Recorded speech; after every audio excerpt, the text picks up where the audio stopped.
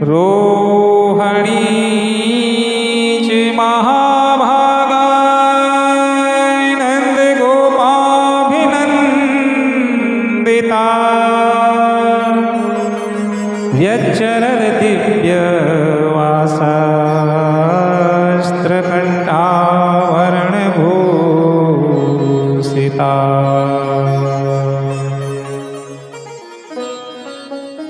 माता रोहिणी भी दिव्य प्रधानों से युक्त होकर कृष्ण बलराम की खुशी में सबका सत्कार कर रही थी। गोपियां भगवान के लिए दिव्य उपहार लाई हैं। ब्रजमंडल में सारी रिद्धि सिद्धियां आ गई और परमात्मा का ब्रज में आने से लक्ष्मी का ब्रज में प्रवेश हो गया। लक्ष्मी का क्रीड़ा स्थल वहां बन गया, लक्ष्मीपति नारायण के कारण। गोपियां कहती हैं, परमात्मा ऐसा क्या है संसार में जिससे आप रिझते हैं? क्या उपहार दें आपको? ऐसी कौन सी वस्तु पदार्थ है जो भगवान के पास नहीं है? गोपियों ने परमात्मा को उपहार में मन अर्पित किया। संसार में मन सर्वश्रेष्ठ है मनुष्य के पास, इसलिए मन सबको नहीं दिया जाता। गोपियों ने कहा, ये मन तुम्हारा है। धर्म शास्त्रों में आत्मा पर और मन पर सबसे ज्यादा व्याख्या आई है। उपनिषदों में मन पर बहुत व्याख्याएं आई हैं।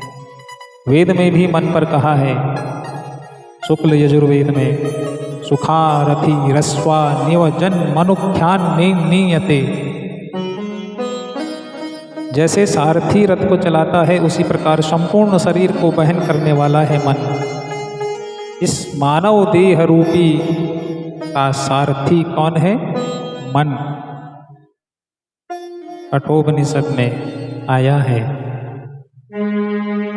आत्मानं रथिनं विद्धि शरीरं रथमेव तु बुद्धि तुम सारथिं विद्धि मना प्रग्रहमेव च।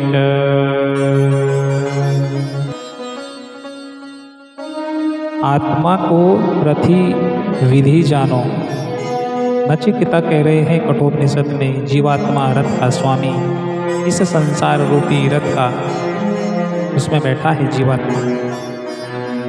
आपको हमारा शरीर दिख रहा है, मैं थोड़ी दिखाई दे रहा हूँ, अर्थात जीवात्मा। मैं जो शरीर के अंदर हूँ आत्मा, मैं नाना प्रकार का शरीर धारण करता हूँ। शरीर नाना प्रकार का जन्म लेता है, परंतु जीवात्मा का जन्म नहीं है।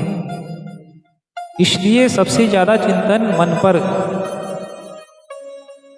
एक दिन उड़ जाता है। यह जो शरीर मन के भीतर बैठा है, तो शरीर की कीमत कब है? जब तक भीतर बैठा है तब तक। जैसे पानी का बुदबुदा है, बनते रहता है और फूटते रहता है। संपूर्ण विश्व में एक ही कार्य हो रहा है, जन्म ले रहे हैं और मृत्यु हो रही है, तीसरा कोई कार्य नहीं है। जन्म ले रहे हैं और मर रहे हैं, जन्म ले रहे हैं और मर रहे हैं। रोगणालय में जाओ, अस्पताल में, तो लगता है सारी दुनिया यहीं आ गई। तो नचिकेता ने कहा, आत्मानं रथिनाम विधि।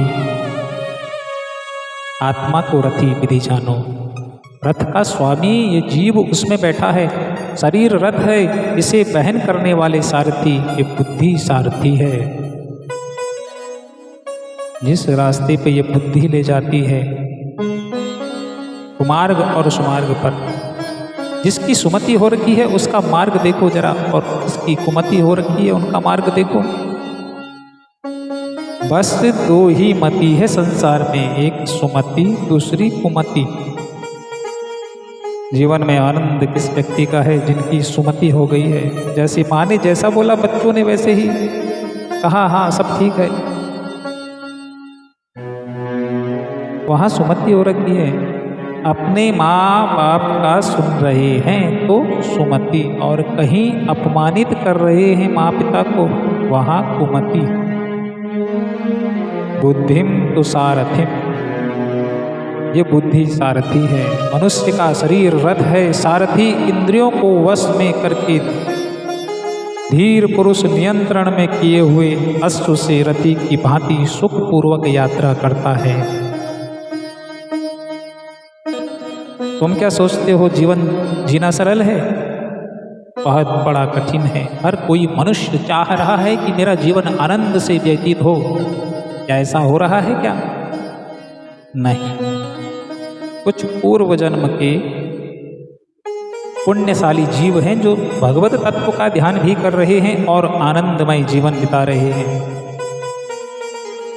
नहीं तो सब मनुष्य के जीवन में नाना प्रकार के कलह होकर अपने जीवन को निकाल रहे हैं। और एक दिन जीवन फिर बुदबुदा है, मरना है। किसी का जीवन कलह युक्त है, किसी का जीवन आनंद युक्त है। भगवान के प्रवेश के कारण ब्रजमंडल का वातावरण वैकुंठ के समान हो गया, और एक भगवान के कारण उपहार बांटे जा रहे थे। उपहार प्रेम का रूप है, दिया जाता है।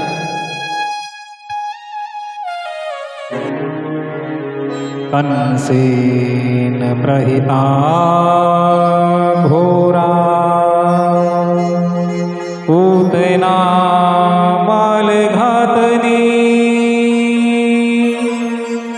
शिशुंचार निघ्नन्ति पुरग्राम ब्रजादिषु। पूतना का जब ब्रज में प्रवेश हुआ तो सुखदेव जी ने कहा, ये कौन है नया पात्र?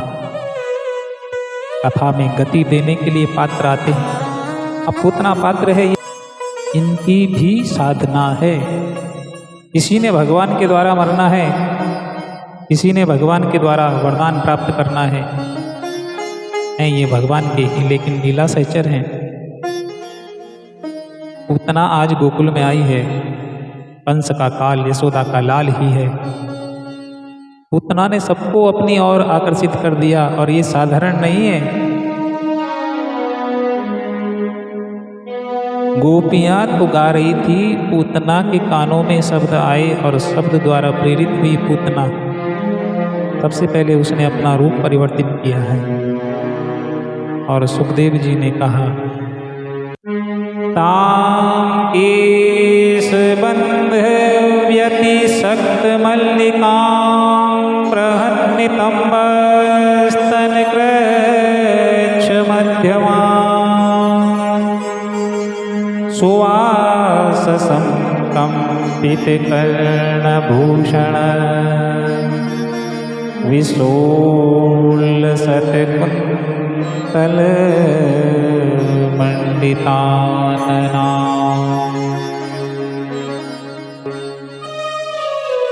बड़ा सुंदर उसने अपना रूप परिवर्तित कर दिया। मायावी थी, उसे सिद्धि थी।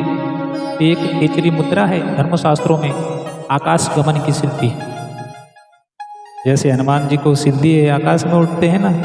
सामान्य मनुष्य नहीं उड़ सकता, सिद्धि है, उन्हें उड़ना है। पूतना को भी सिद्धि थी, और दूसरी सिद्धि थी कि अपने मन के अनुसार वो अपना रूप बना सकती थी। जैसा हो चाहे वैसा वेश बना दे। राक्षसों को भी सिद्धियां होती हैं। पूतना के सुंदर रूप से ब्रज वनिताओं का सुंदर मन हर लिया गया। ऐसा रूप बना दिया है आज पूतना ने।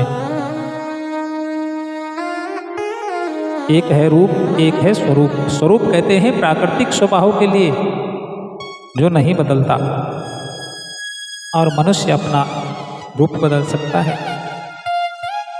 यशोदा जी को अपना परिचय दिया उसने, तो झूठा परिचय दिया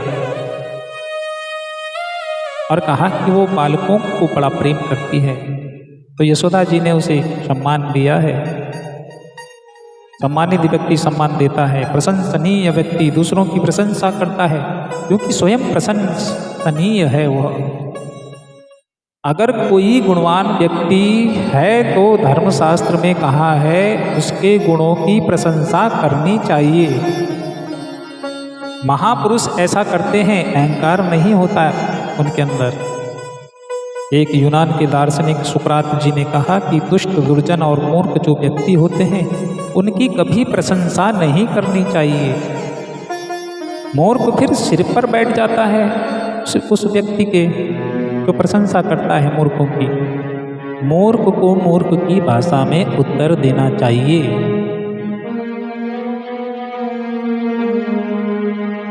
तो पश्चात दार्शनिक सुकरात ने कहा इस बात को मूर्खा न द्रष्टव्या। एक तो कभी मूर्खों को न देखें और गलती से देख भी लिया तो उसके सामने न जाएं। अगर सामने जाना पड़े तो उससे बात न करना, और मूर्खों के साथ यदि बतिया गए तो वो व्यक्ति भी फिर मूर्ख होता है, वो भी मूर्ख कहलाता है। मूर्ख की अपनी मान्यता होती है। वो सबसे बड़ा शत्रु उस व्यक्ति को समझता है जो उसे समझता है। इसलिए मूर्ख को उपदेश न दें, क्योंकि वो फिर शत्रुता करते हैं। कहने का तात्पर्य कि आग भी यदि लगी है तो वो पानी से वश में आ जाती है। अगर वर्षा पड़ रही है तो उसका इलाज क्या है? छतरी, छाता। हाथी भी अंकुश के वश में आ जाता है, परंतु कह रहे हैं ये जो गधा आदि हैं ये दंड के वश में आते हैं। शरीर में कोई रोग है तो उसका भी इलाज हो जाता है। अगर कभी कहते हैं सर्पदंश भी हो जाए तो उसका भी इलाज होता है, उतर जाता है विष। इस संसार में प्रत्येक समस्या का समाधान है, परंतु मूर्ख की समस्या का कोई समाधान नहीं होता। मूर्खस्य नास्त्यौषधम्। इस संसार में मूर्ख की समस्या का कोई समाधान नहीं है। तो पूतना ने अपना झूठा परिचय दिया कि मैं बच्चों से बड़ा प्रेम करती हूँ। यशोदा जी ने बड़ा सम्मान दिया, ठीक है, इज्जतदार लोग इज्जत करते हैं। दूसरों की बुरा कौन बोलता है?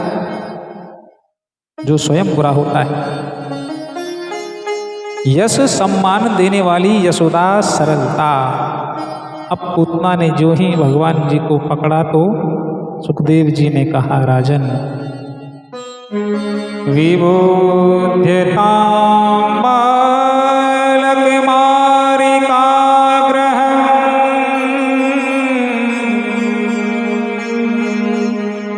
चराचरात्मा सन्मीलितेक्षणा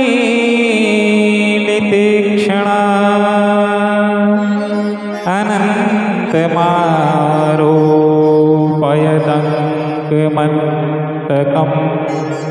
यथोरङ्गसूक्तमबुद्धिरञ्जुधी।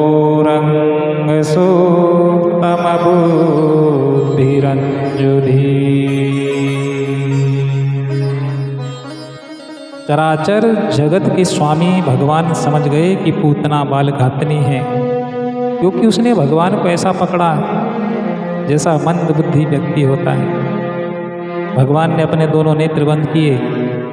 अब भगवान सोच रहे हैं बिना किसी पूर्व जन्म के परिचय के संसार में कोई भी जीव परमात्मा तक नहीं आता। कुछ कर्म हैं, कुछ साधनाएं हैं। पूतना की कौन सी ऐसी साधना है जो भगवत तत्व का दर्शन कर रही है? साधारण नहीं है। भगवान को ध्यान आया और नेत्र बंद किए। वामन अवतार में राजा बलि के यज्ञ में गए हुए थे और राजा बलि की कन्या रत्नमाला भगवान के प्रति वात्सल्य प्रेम से भाव विभोर हुई। इतना प्रेम आया उसे, उसने सोचा अपने पुत्र के जैसे प्रेम करती मैं इसे, अगर ये मेरा पुत्र होता तो। इस भाव के कारण आज पूतना को इस रूप में आना पड़ा और अपना भाव उसने पूर्ण किया।